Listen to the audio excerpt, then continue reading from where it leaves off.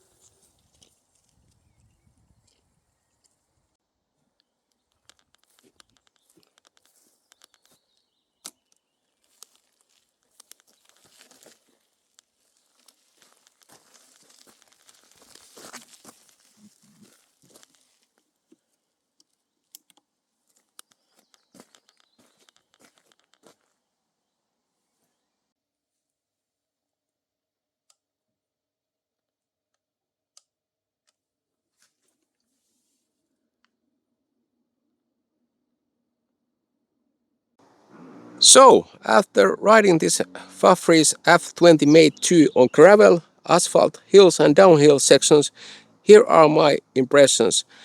This feels like a typical three-wheeled bike. You need to pay attention in corners because the trikes behave differently than normal bicycles.